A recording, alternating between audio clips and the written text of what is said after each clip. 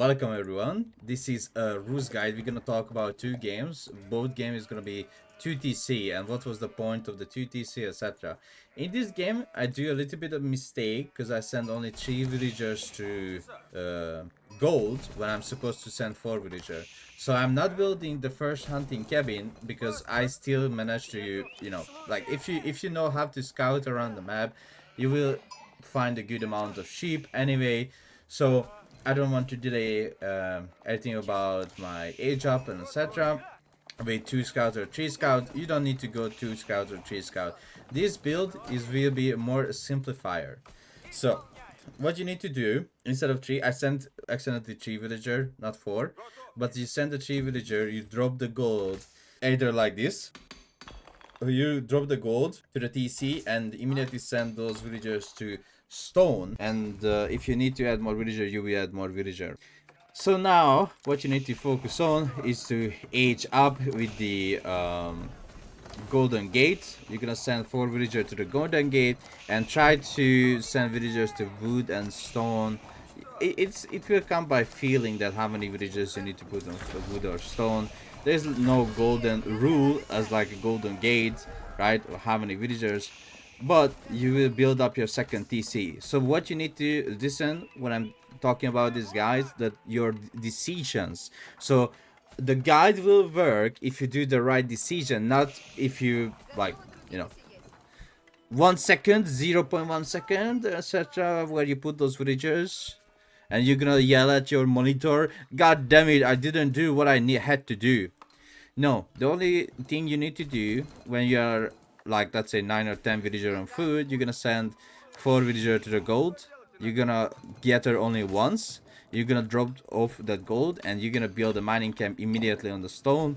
And you need 4 villager to age up with the golden gate. Now we are not really using the tickets only if you are rushing castle age. So if you are rushing castle age, it's fine to have like a lot of villager on that gold and buying food from the golden gate, which you will see really soon. That will buy food to make sure my castle will be in time. You can see I already bought 450 food. And I'm always getting my sheeps back to the base because it's really important to have your food around. At the same time, I'm getting rushed by an HRE. So this is the usual feudal HRE that comes like, hey guys, I have the 99,000 rams. I'm gonna push your base, so be scared of my rams, right? But no, we are not scared of the feudal HRE. We are not scared of people that spreading the openness on Reddit talking about how strong insanity is this HRE ram rush feudal aggression, right? We don't give a fuck. Like, honestly, chat, we don't give a fuck. We go up with the Able of the Trinity immediately, while our yellow little HRE gonna build those rams, and just watch what I'm going to do. I'm gonna secure a side of myself that I'm gonna make sure I will not get rushed, right? So I'm securing the side. I'm going up with the Able of Trinity, and I'm building a barrack. The reason behind that, because that would be the best unit against like an archer spearman comp. I'm not building, stables or archer range, because I can buy food for myself, I can buy wood. Just use the golden gate. Always use the golden gate. Even if you get ram rushed and like, oh my god, I'm getting ram rushed. But don't worry, because he gonna push under your TC, right? He gonna do this little dirty thing like, I gonna torture building, I gonna attack you with archers, which is a high possibility that will happen in your league. Am I right? It's a really high possibility that will happen in your league, that the player will stay under your second TC and even the main TC as well, and you're gonna get fired. Now, even if you lose the second TC, which is, there's a chance that you will lose the second TC, don't be afraid. Like, not tell yourself, alright, I'm dead, I'm gonna surrender, I can't continue the game, I lost my second TC. No, just keep your calm and just reassign your villagers to food and wood, and try to make sure the next wave attack will be hold it off with your marathons, right? You're building 1 barrack, you're building 2 barrack, and just hold off the attack that's coming towards your base. At the same time, when you build it the AB, don't forget to collect the relics, okay? So we lost the second TC, we lost it. We don't care. We are making menatoms and we are collecting the relic because eventually you will collect all the relics from the HRE player. That's crazy, right? So building a blacksmith really important because you need only +1 ranged armor against archers. Since they have 5 base, a Manatom has 4 base, but you can give a +1 damage to the archer, right? No problem. Just 1 ranged armor will come out from the blacksmith. Now what you need to make sure that we are pushing back the HRE player that's tried to ram attack us, right? You can pull your own villager as well to destroy those rams a little bit faster. You can even use the warrior monk. The reason behind that, so what do you think? Why I use the warrior monk in this fight? Because the warrior monk, when it buffs the unit, right, it also gives a buff to the villager. So the villager will receive extra armor, right, and torch damage. Extra torch damage. So instead of the 10 torch damage, you know, usually the villager has, these villagers had 12 torch damage because the warrior monk giving the bonus damage, bonus armor to the villagers as well. So I was like, alright, let's use some villager. After that, garrison them if the army is really close, right? Keep using the marathons and picking up the relics. Okay, lost a few villager, still fine. I will push him back. I'm on still my single barrack.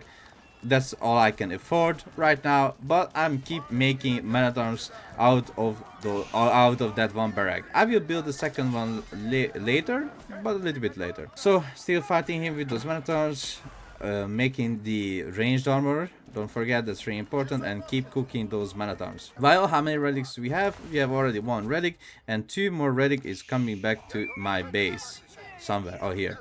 So more relic coming back to my base. I built the wooden fortress now as well to my wood line because I need to protect the villagers on the wood. So that was my decision. Like, okay, he might use more ramps maybe, but for that I just gonna keep making man-at-arms. I got my +1 ranged armor, which is perfect, so I'm just keep cooking man-at-arms, and eventually I will build a second barrack and more monastery because I'm securing the relics from the map, right? So send the villagers as well to outside resources. Don't forget you can build a tower on those resources, and don't forget you can always use your golden gate for extra food, for extra wood or extra stone, because you're gonna have villagers on gold. Now that I well prepared my army, I have plenty of relics as well. I'm gonna prepare for the attack that's coming from the HR player. I upgraded my wooden fortress with sprinkled, so I'm gonna kill his units very fast. Doing a little bit of secure wall as well to make sure he gonna be a little bit afraid of scared of pushing into my tower. And as you've seen, like, why was that so important to put here the wall? Even though the wall got destroyed, my men-at-arms are still standing in front of the tower while destroying the rams, and he has no chance to get to the tower and destroy it with his rams, and he will lose all rams. Well, the tower with the sprinkled emplacement, killing all of his archers, right? So I'm keep making men-at-arms, placing the relics inside the monastery, and keep making warrior monks because they are insanely cheap, not just from the Abbey Trinity but the monastery as well. They are insanely cheap. So I keep making men-at-arms. I will get more and more upgrade. I'm getting another ranged armor if I need to push under his TC to make sure I have enough ranged armor. Gonna get some bloomery from fitted leatherwork, and as you see, well, I'm having fight and protecting my own base, capturing sacred sites. Okay, so got the relics, insane. Let's check the resources. 336 food, 645, 680 gold, 126 gold. So that's what I'm talking about. I collected the relics, so now the HRE player will be really sad, right? He lost all the relics that he wished to have with the Ragnitz Cathedral. Now I'm capturing the sacred sites as well, making sure that I even get more gold for myself. Don't forget, in the Golden Gate, most of the time I'm not selling resources, but buying extra food, buying extra wood, or buying extra stone to upgrade my important towers. Like example, this tower that has Springer emplacement already in.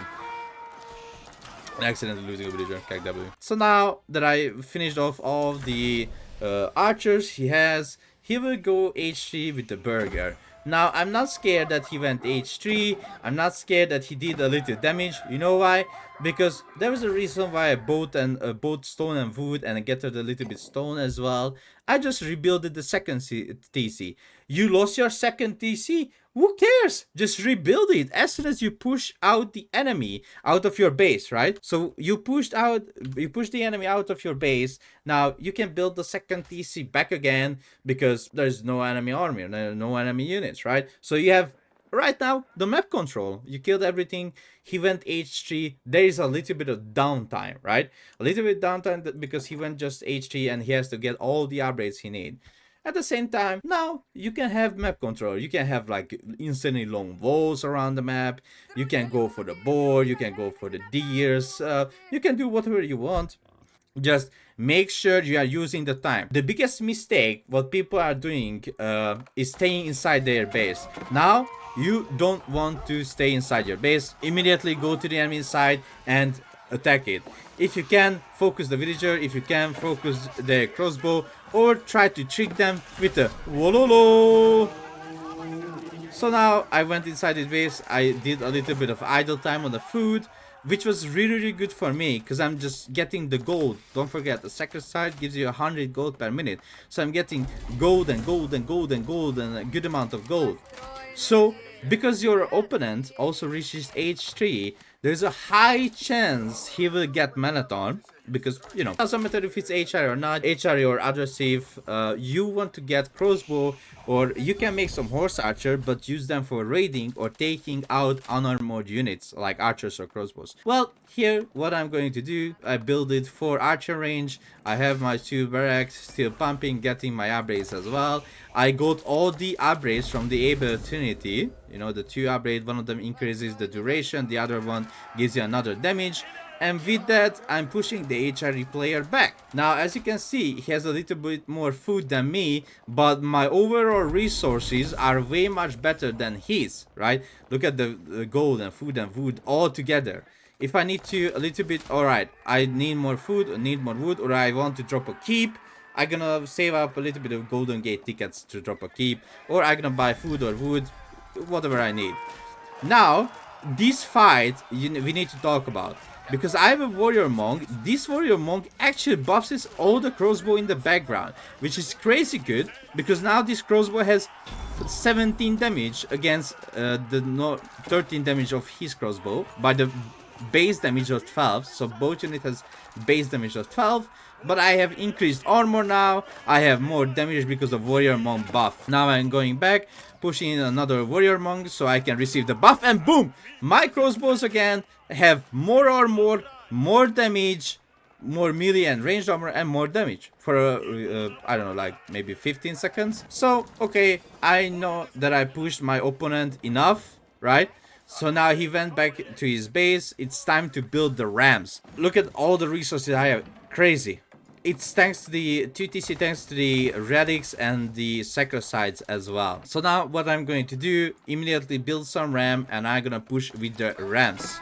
The 2 warrior monks a little bit drunk. So building up the rams, making the crossbow from home. You can see 9 crossbow queued up, 4 marathon queued up, and more warrior monk queued up because I need the buff for my units non-stop. And also making the military academy so I can get my units out faster as well. Now that I made my rams, I'm gonna focus down his farm because his farms are on the front, as you can see.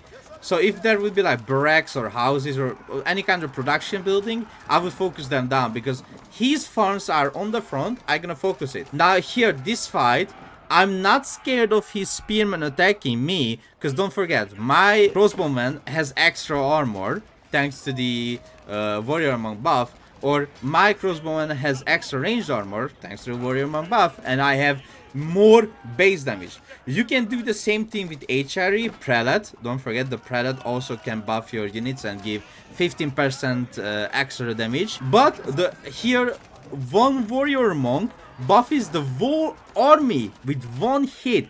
So you just need to hit one unit to receive the buff. While when you have Prelate, you have to buff your units one by one, right?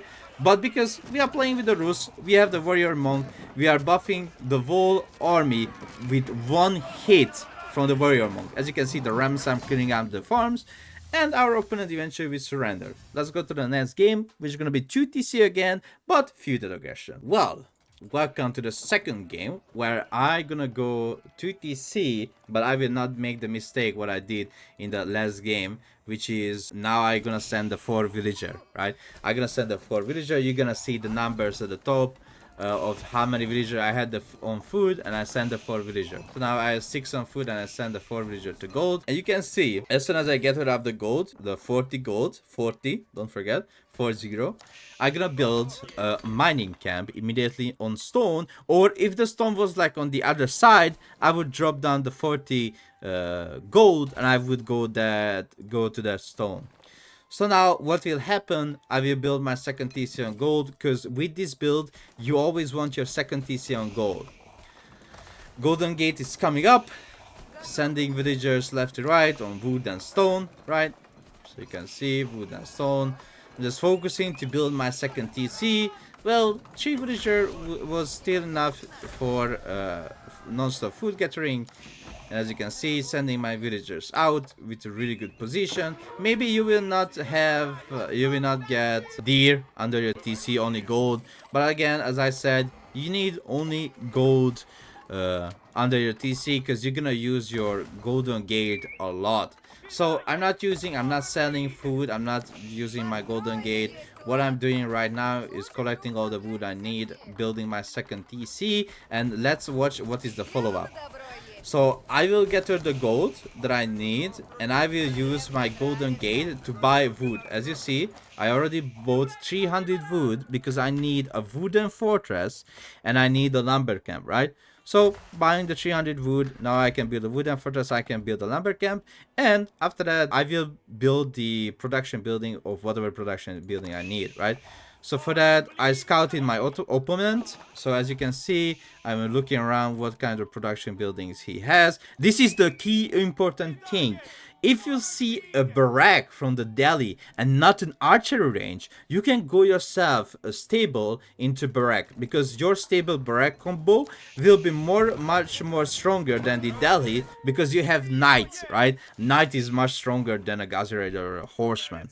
So what you can do, you can even go double barrack, you can go knights in the stable, and let's send those units out.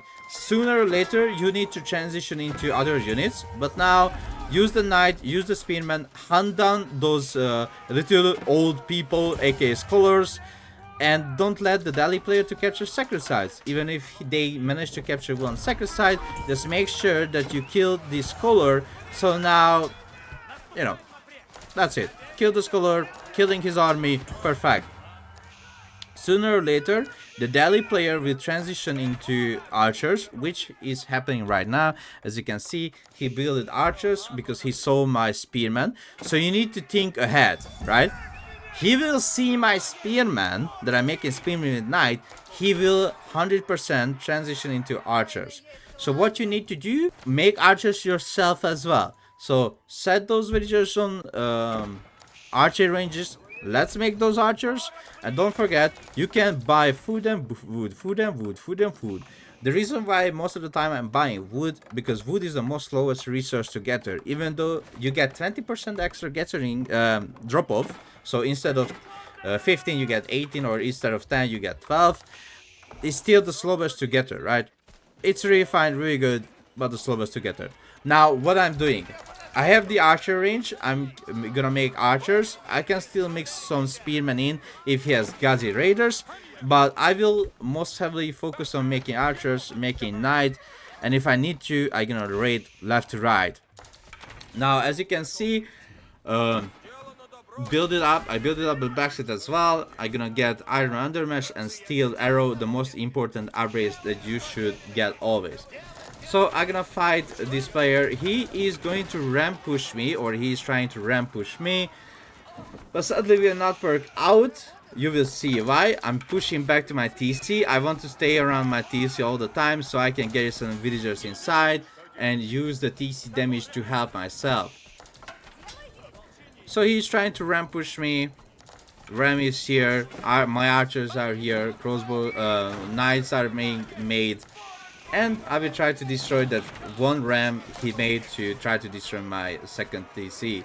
So the reason why he pushed with only one ram, because the more ram you make, the more time you will give me to prepare for your ram push, right? So if in your head you're gonna say like, well, he could have made more rams. Yeah, but if he make more rams, I'm gonna have more military. It's gonna be even much more easier to push back his army than, you know, like than pushing with one or two rams.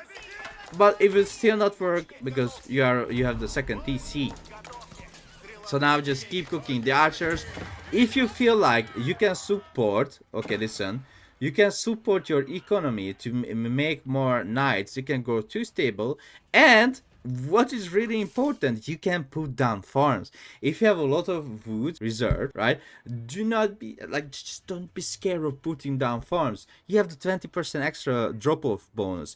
Drop down those farms around your TC. You can just do it. Just don't even think about anything else. Spend your wood, put down the farm, extra food, always good. Also, you can, don't forget, you can go to like deer or boar, but always build a tower. If it need to, you can buy a little bit of stone and put arrow slit and castle turret. Now, why is it so important to make arrow slit and castle turret? Because the castle turret, it says, increase the damage of arrows fired from this wooden fortress by 2. Now, the garrison damage of a villager is 6. This upgrade increases it from 6 to 8. And now you get +1 here from 8 to 9. So every garrison villager, up to 8, right? You can garrison 8. Every villager will do 9 damage inside the wooden fortress. And you can get the arrow slit as well. Don't forget, the arrow slit will receive 2 bonus damage. So you will need a good amount of horsemen and spearmen, or even a ram to destroy a wooden fortress, because the amount of damage it does is crazy. So it's 9 times 8 plus, I think, 12, right? 12 damage. So yeah, 13, sorry, 13 damage. So yeah, wooden fortress in Feudal has insane amount of damage, and don't forget to use them. So now, I just keep making archers, keep making spearmen, keep making knights. Gonna protect my village, and just keep fighting him. Fighting. Just keep fighting him. Use your archers, keep making knights. If you are being attacked like this, it's okay. Just use some of your region. So many people, you know what other people would do? They would run back to the TC. They see 3 Gazi Raider. Oh no! 3 Gazi Raiders on my wood line. Now it's time to run back and eat, I don't know, fish and chips or something. No, don't send back those villagers. You're just losing so much time sending those back. Just do an A move. Click on A and boom, A move with those villagers. Don't run back to your TC. Maybe garrison some villagers inside the tower, so they're gonna help you, you know, kill the Gazi Raiders faster. But if it's like 3 or 4 horsemen or Gazi Raider, if these are knights, of course, that's fine. Just run back. Like, don't try to fight against knights. But if it's like an unarmored unit trying to raid you, that's not an archer. It's a spearman or it's a Gazi Raider or a horseman. Just aim move them, and that's it. Don't run back, because that's the biggest mistake you can do, idling your economy. You may lose 1 or 2 villager, but you kill all the Gazi Raider, which is more important than idling your economy for I don't know how long, right? So he's trying again to ram push me. At the same time, I will send out some knights as well to scout around, looking around with my army, as you can see, sending out 3-4 knights while I'm fighting his main army. Again, I'm not scared of sending out my units on the map. Well, keep cooking them at my base, because these units are important. Even though they are not at my base, they will still do a lot of damage, right? So I can fight his army at my base while I'm looking villagers with those knights, or trying to cut off his reinforcement. So again, don't forget, we are on 2 TC, we are on stables, we are on archer ranges. Now 3 stable, 3 archer range, because I can afford it with my economy. And sending my knights around to make sure he's not getting from these berries, because you need to make sure your opponent is not getting resources. He has no food, look at that. I'm gonna build a market to see what is the resource race on the market, because what you need to know, The resource, oh, you can see it's 142 gold to 100 food, which means he was non-stop buying food, using his gold to non-stop buy food. I built a market to see that. I eventually, I knew he's buying food. But why is it the Golden Gate is so good? Because the rates are fixed, not just like in the market. If you buy food, that food cost will be increased for myself as well, and not just for the enemy player. So I can see anytime if you bought food or not. So that was my 2TC Rus guide. I hope you enjoyed it. If you either rush to castle or you're using to fight in feudal, you can do this like both things. You can either fight in feudal or you can fast castle it with Abbey of Trinity and collect all the relics. Thank you so much for watching. See you guys next time. Woo!